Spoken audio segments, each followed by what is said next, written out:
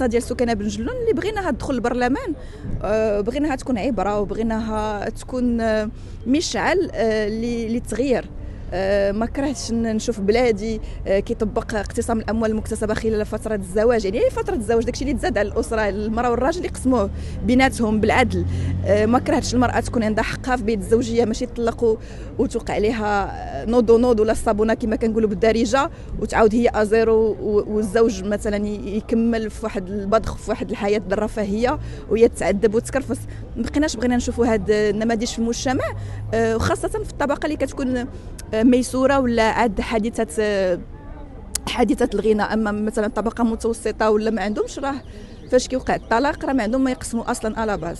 دونك بغينا نشوفوا ان الاسره المغربيه تزيد القدام، وان تماسك الاسره والمصلحه الفضلى للابناء هي اللي البريم، سيتاجير في اطار الطلاق ما يكونش ان داك المراه اللي كتعاني بنفقه هزيله، المراه اللي تهز المسؤوليه تهز ولادها بسنانها حيت المجتمع غيهضر عليها. لا، تقدر تخرج وتهضر وتقول انا ما غنقدرش على هذه المسؤوليه، وما غنقدرش على نفقه هزيله، وما غنقدرش نخرج ولادي من واحد المستوى المعيشي اللي كانوا عايشين فيه غير باش نمارس حقوقي كأم ونسمى ام نرجسيه. لا، فهذا انا ضد هذه الفكره، وكنتمنى ان بلادي تزيد القدام وهذه الحقوق تكون مضمونه بصفه تلقائيه.